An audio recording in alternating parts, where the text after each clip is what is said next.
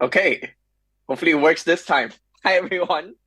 Great to see you, and thank you, Luca, for joining us. So good to see you again. And we're very excited today to dive into the topic when rare meets real, leveraging digital scarcity and IP with Pudgy Penguins.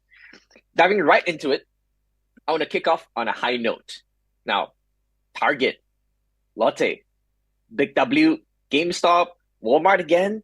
Pudgies are on a roll. We just keep winning. So clearly, this is fantastic for Web3 onboarding.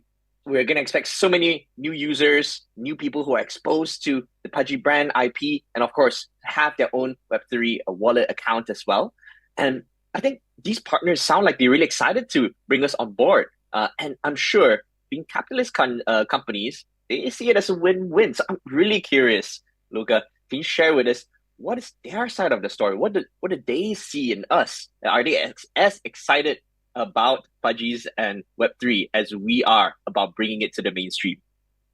I think more mainstream brands are excited about Web3 in a way that I think most don't know. I think for Pudgy specifically, we always wanted to be the Trojan horse to actually bridge the two gaps. I know it's been said for a long time, but I think we're one of the first to actually do it.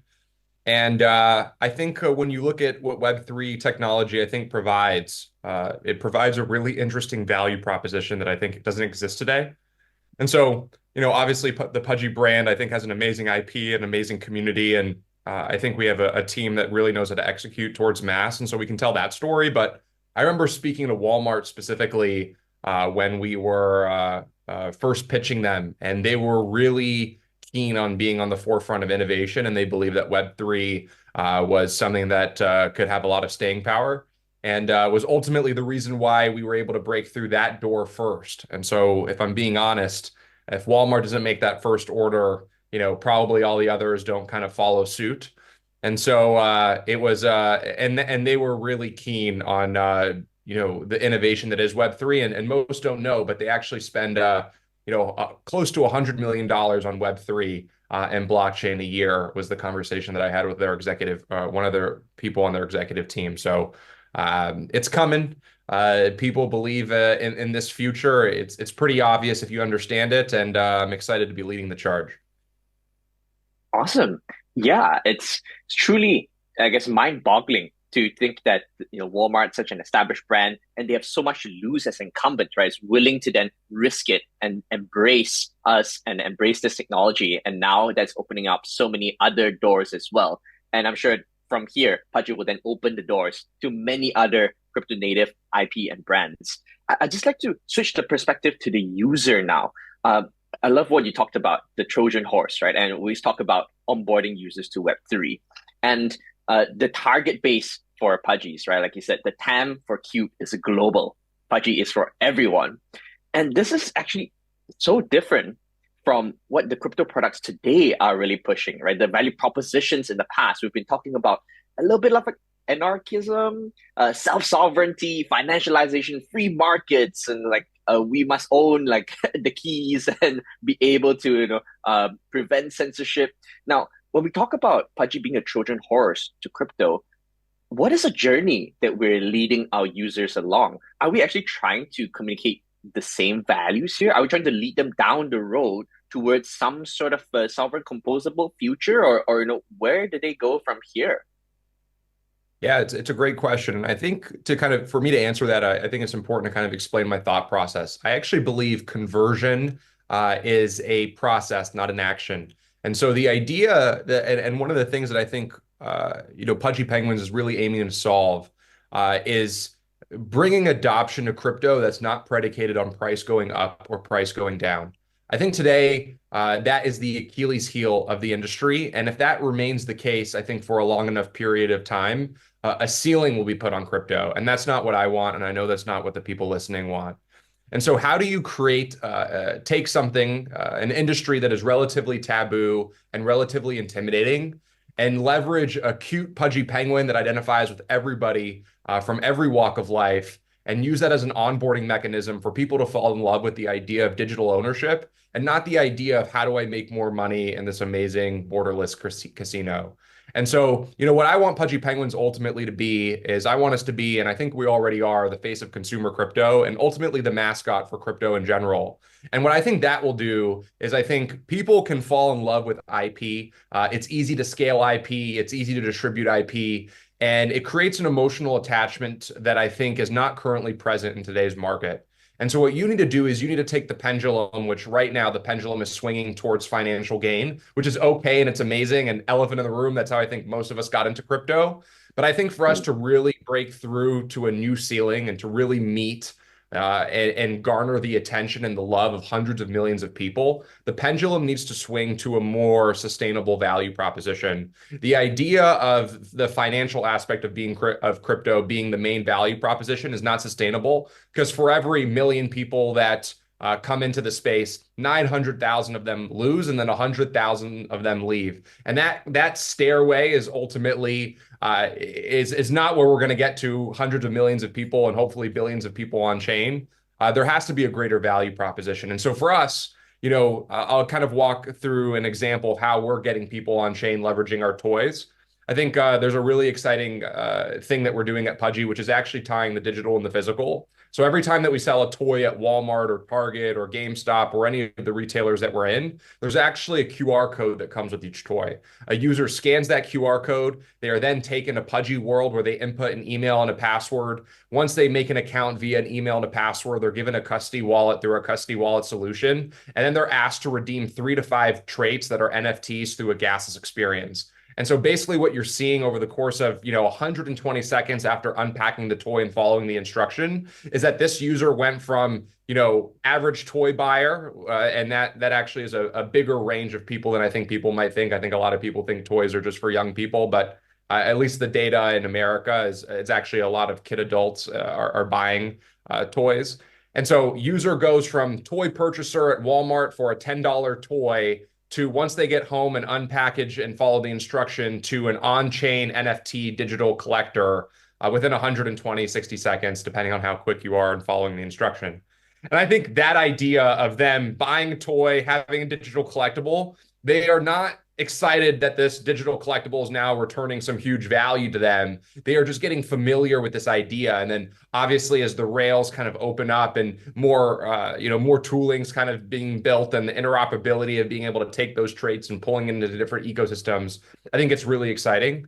I think we're on the precipice of getting there. And really what we're doing now, at least at Pudgy, is setting that foundation. How can I create a brand that today tens of millions of people are going to know and love?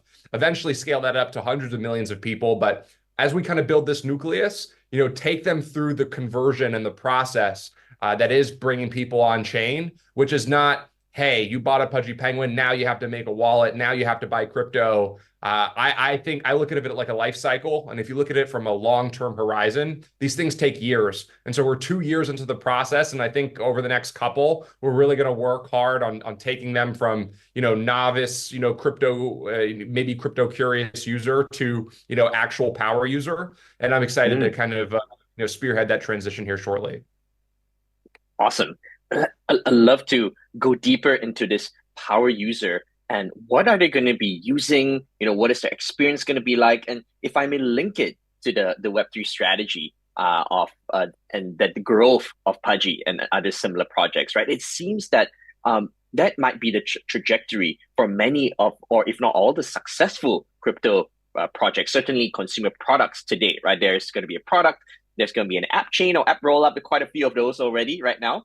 Many of them actually have their own PFP, have their own token, and they become an ecosystem, right? So what we start to see are these vertically integrated ecosystems. They have a product, they also own the infrastructure underneath, they own the marketplace, they own the wallets, right? And then they start to build ecosystems around themselves. So they're not the only product in there. There are other ones that are synergizing with us as well. So of course, Pudgy is going to have Pudgy World and its own chain as well. So I'd love to paint here what is then the crypto native end vision and what does that look like for the user? How is it going to synergize with other IPs, right? Just all these threads coming together.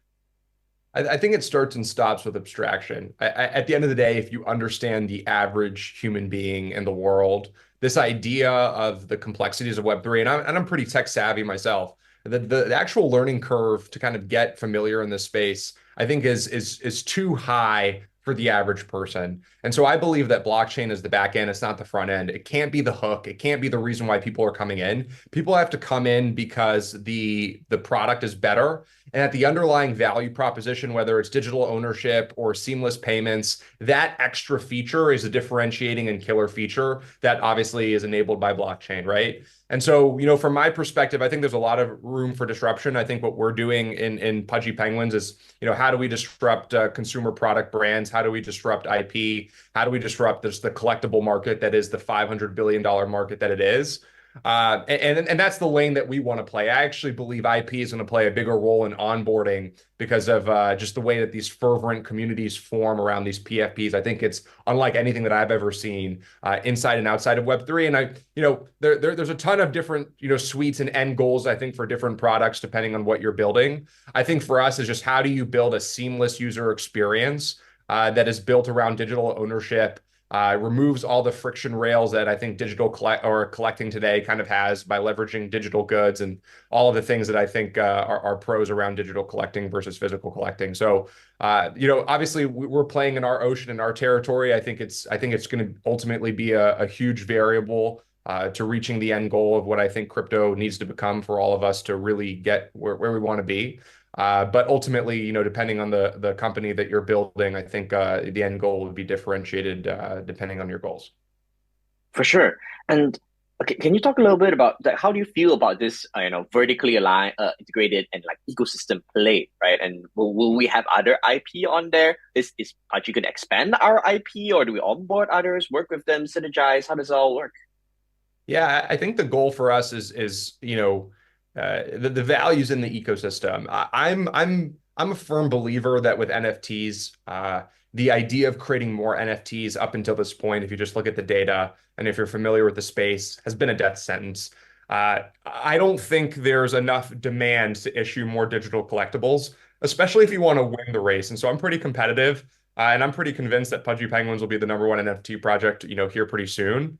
So the idea of minting new NFTs is not necessarily in our roadmap. I think one day, right, whoever is leading the charge on, winning the NFT space, I think there will be a day, and call it 5, 6, 7, 8 years, where you won't be able to incubate and make an IP on chain fast enough. But I don't think that day is today. I think right now what the space needs, specifically the NFT space needs, it needs a leader. It needs somebody to lead by example. It needs somebody to do what they say they're going to do. And I think so far that has been us. Now, what I think we're focused on from an ecosystem perspective is how do you, capture the value of what I think Pudgy Penguins is doing for crypto. In my opinion, Pudgy Penguins is, onboarding people on chain in a way that is not financially driven. And we're ultimately fighting the taboo and the stigma that is, crypto and its intimidating nature, I think, for regular people.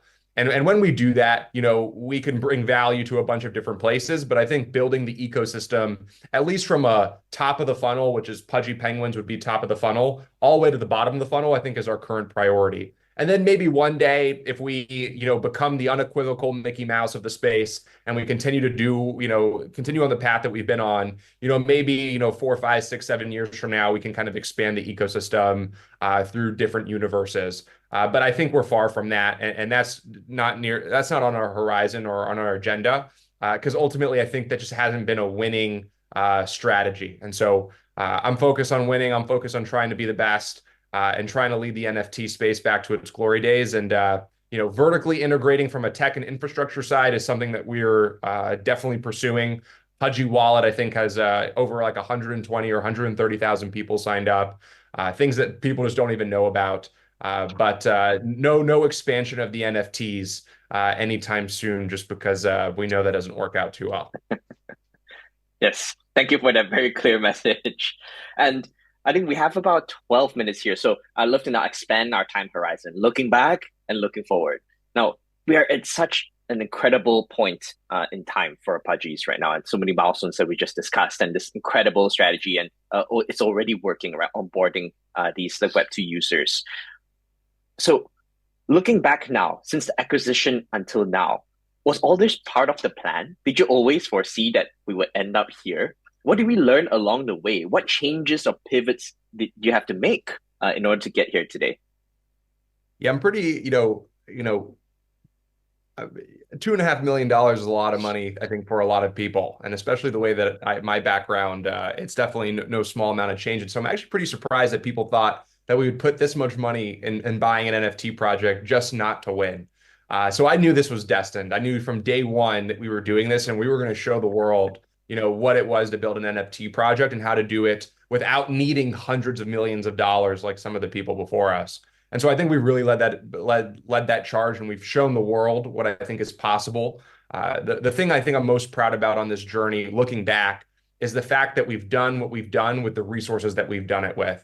I think if you look at all, the top 15 or 20 NFT projects, all of them have 5, 10, 15, 20 times more money than we ever had. And I think that's just a testament to our grit and our tenacity. I think what I learned the most, and probably advice for anybody who's curious about this, is one, in crypto, I think in general, this idea that you are running the business, and this is your company and nobody else's, I think is a fool's errand. It starts and stops with your community, and your community sets the narrative, and the narrative sets the price. And so this idea that people kind of just turn and look away and kind of disrespect community members, I think is something that we never did, but I just didn't realize how important it was. I think we were naturally just trying to make people like us because it wasn't a democratic process. We bought something that, to be frank, some Penguin holders did not want us to buy. But kind of looking back at it, I think a lot of the shortcomings in the NFT space have come from the lack of respect that I think a lot of founders have for the community members and not understanding really why they're in the position that they're in. And it's really because of the people that are supporting them. And then I think last but not least is probably just like fulfilling expectation, setting a North Star and doing it. I actually believe this has probably been the biggest reason for Pudgy Penguin's success. To some, when we get, billions of views or go to different toy places or launch different partnerships, it might just be like another thing to some people. But if you're a Pudgy Penguin community member, it is another step in the direction and in the promise that I gave the community when we first bought it, which is we were going to build a brand that was globally recognized, that was a legacy brand, and we were going to onboard people on chain, and we were going to win the NFT race. And so when you think about that, everything that we've kind of done up until this point has been marching in that direction. And I think that's probably been the biggest reason for our success. Awesome. Yeah, I love to go a little bit into that as well. Just to expand on what you said, North Star community. I love that one line where the community sets narrative and narrative sets the price, right? It almost sounds like we're talking about our community members as the strongest ambassadors, at the same time, kind of owners, kind of investors, shareholders. I'm not sure. I mean, we don't want to have that security like language on here. Uh, what is that relationship? And we talk about respect them as what contributors, feedback, loyal supporters. What is that relationship? Are there different tiers? Are there different circles? Yeah, it's an interesting one. And I think it kind of comes down to, I think, one of the biggest value propositions that I think tokenization allows, which is this idea of aligned incentives. And so what are they? I think you can look at it from a bunch of different lights. I look at them as, early believers that are the creators of this brand, right? And without them, you live and die by their support, at least in the NFT realm. Meme coins and chains can look at them I think in different perspectives, but one principle remains the same, which is anybody who holds a token, the company and that token holder have what we call aligned incentives. They are all aligned to push this thing forward. And if you can communicate, if you can be transparent, if you can be respectful, if you can build to their wishes, meaning building things that they want to see, not just building what you want to see, and really try to become one. I look at it as I am the muscle to the brain that is the community, right? And it's my job to kind of filter what actions are correct or what I think, obviously I can't do every single idea. But this aligned incentive, I think, is a superpower as to why you see huge success in crypto specifically. It adds a layer that I think is unheard of, or it's never been seen before. And it's one that is probably meets some of the biggest or most important emotions of what it is to be a human being, which is the idea of financial freedom, which has been really important for the last couple thousand years in the human race. And then this idea of camaraderie and community, people just want to feel like they're a part of something.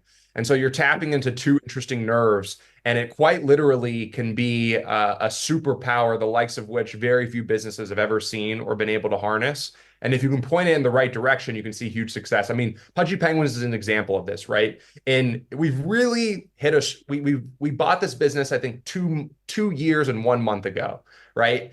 The first 6, 7 months of the business, because we bought a bunch of assets, we were really standing up the business. We weren't really doing much. So in reality, we've only been hitting a stride for, call it, 15, 16 months. If you look at our accomplishments and you look at our funding landscape, you think to yourself, they have, 40, 50 billion views across social. They have over 1 million toys sold. They have these huge partnerships that are kind of unheard of, partnerships that take years and years to kind of garner. And it's because of this accelerated process that I think this aligned incentive creates. We are just moving so much faster because I have 10,000 people pushing my objective with me, right? And so we are just marching towards one direction, towards one end goal, and everybody is aligned and incentivized to push to this end goal. And so what you kind of have is I say this a lot, but I believe it's true, is I think NFTs and just token holders in general are either the ultimate jet fuel to your company or the ultimate deterrent. Meaning, if you can harness this power that is the community and that is this aligned incentive, you can win in a way that is unparalleled to anything we've seen prior to crypto. However, if you don't harness or you don't respect that power accordingly, it will burn you in a way that very few businesses fail as fast as a crypto business that burns its community or disrespects that relationship. And you've seen it all the time. I mean, I think unfortunately the burns are more abundant than the successes, but the successes that you have seen have been done in record time. You could make the same case for Ethereum and that programming language. Like, when's the last time a programming language hit an enterprise value of $500 billion in what is it, 7, 8 years? It's just like it's relevant across the board in terms of this principle. It's one of the most interesting parts, I think, of working in this industry. Oh yeah, yeah. I think none of us would have expected this. I love that fresh take, right? That hey, this is only possible with crypto to have these aligned members. And it's so different from Web2, where we always talk about the user, the customer, and they're going to pay for the product or to solve their pain points. Here, like, hey, let's get these people who are your super champions, and everyone's working together towards that North Star. Such a different model. And I think we have just a few minutes left. So I'd love to now look into the future. And, in the last few years, we have set the North Star and predicted and got exactly where we were aiming for. Now, and towards the future as well, we already have a clear path ahead, right? Onboarding users, as you said. How do you think this wider landscape is going to evolve with, of course, crypto, NFTs? Everyone's asking, are NFTs coming back? When Moon? I tried to ask a few community members. They're all asking me that question. And what is the end state of then tokenized culture or IP look like? How should we all prepare for that? Be it, builders or community members, Web3 native participants in general. So I think crypto can go two ways. And the first way is not the way that I want to go. And the second way is the way I wanted to go. So I just wanted to clarify that before I say. The elephant in the room is right now, crypto is a borderless, amazing, beautiful casino in some shape, way, or form. And we just have to live in that truth. Now, is that the case for all projects? No. I think there's obviously anomalies to that case. But that needs to change. And if it doesn't change, I think over the course of the next I think we have 5, 6 years to change it. I think there will be a ceiling because there's a TAM that is mass adoption, new economies in which there is maybe $100 trillion in total addressable market and what I think that disruption of economies will actually create. And then you have the casino ceiling, which, could be 10, 15 trillion dollars, but it's not $100 trillion, right? And so I think the difference between $100 trillion crypto future and TAM and 10 to 15 is 10 to 15, we will get there being the casino. Just people love the casino. And it doesn't read directly like a casino, but you understand the principle of kind of what I'm saying. On the other side of it, you have a completely disruptive model that changes the way that economies are ran, and something that I hope is ultimately the end goal. I think the difference between the two is how quickly can you get real users on board that are not just focused on price going up and price going down, right? Like actually getting 10, I think we have 5, 6 years to get tens of millions of people really using blockchain powered products that are not just sitting there on the charts wondering, how much money they made today or how much money they lost. I think that's really important. And hopefully, and what I think Pudgy Penguins is helping doing is I'm trying to build the $100 trillion future, or at least play my role, right? And I think that role is getting people to fall in love with IP, and the story and the things that unlocks by collecting digitally on chain versus collecting and participating in brands off chain. And I actually think specifically when it comes to invading the hearts and minds of consumers, I actually think NFTs are the most well positioned, or at least today, the most well positioned to onboard people in a really meaningful and genuine and what I like to reference a pure way. And so, from my perspective, where do I think NFTs are going to go? Well, for all my degens out there, I think if you just look at, I'll give you my purist take and I'll give you my degen take. My purist take is I think they're going to be one of the most important onboarding mechanisms to getting people on chain the right way. Key mechanism, keyword, the right way. And I think, I've been explaining that throughout this conversation. And not to say that, coming here for financial motives is the wrong way, but it's not the way that I think gets us to hundreds of millions of users on chain. I just don't. Because the PvP model is too aggressive. For every one person that wins, 9 loses, just the name of the game. And then on the other side of it, so I think NFTs will be that for the space, and I think you're seeing it not only across Pudgy, but I think there's a couple amazing NFT projects that are really going to be getting to push the boundaries of what it looks like to onboard here pretty soon. And on the other side of the spectrum, for the degens, the people that do care about the financial side, which elephant in the room, I don't neglect that. I think it's also really important to address that and not ignore that side of it. Some people do, I don't. Is I actually think NFTs are positioned to have its 2020 DeFi summer moment. And so the analogy that I give people, and it's probably where we'll close this conversation off, is if you remember 2017 coins, there was 15 coins in the top 10 that you thought wouldn't go anywhere. And then, the bear market happened. And then in 2020, there was probably 5 or 6 of those 15 coins that were still around in the top charts. And what happened was leverage was unlocked in DeFi summer. And so if you understand financial markets, you understand that the world's finances runs on margin and runs on leverage. And it unlocked a huge bull run that ultimately took us to new highs. And so I think NFTs are following a similar path. 2021 NFTs, there was 10 to 15 NFTs who thought they would never fail. They had all the money in the world. Fast forward a couple of years, here we are. There's probably 5 or 6 left standing. And what has happened over these last couple of years is there's been a huge unlocks in NFT fi and leverage within the NFT space. You can make calls on NFTs. You can do shorts on NFTs. You can 10x leverage NFTs. You can buy 1/1 millionth of a Pudgy Penguin. They're getting those fractions of NFTs are getting listed on centralized exchanges. Just talk to somebody at OKX who wanted to do it. And so there's the once the narrative comes back to NFTs, which I think it's impossible to argue otherwise, crypto has never seen something that made both builders and consumers that much money. That just disappeared. That's just not the cycle of crypto. Crypto doesn't have things that just do hundreds of billions of dollars in volume and billions of dollars in profits for people just to go away tomorrow. So it will come back. And when it does come back, we have all of this financial infrastructure that I think will allow for super explosive moves. And I think they'll be explosive both to the upside and both to the downside. But I'm a firm believer that you will see multiple NFTs crossing the all-time highs of previous collections. And what I mean by that is I think there will be multiple PFP projects in triple-digit Ethereum prices at some point during this bull run. Now, you have to be a little patient. The concept with NFTs is it's really the place that you put your money after everyone's made so much magic internet money and they're trying to flex online. They're the ultimate flexing vehicles of our crypto universe. So they don't really start cycles. They tend to kind of happen in the middle, and then kind of call when NFTs get really, really ridiculous, you're getting close to the top, I think, of the cycle. And we have that 6 to 7, 8 months kind of window that I think things are just going to get Yeah. ridiculous. So I'm excited for NFTs, and I think the moves are going to be pretty crazy here once the narrative comes back. Thank you so much, Luca. And I know we're super over time, but I thought that was just so amazing. I couldn't stop it. So thank you, everyone. Thank you, everyone, for tuning in. Thanks so much, Luca. Amazing Thank you, conversation. guys. Bye.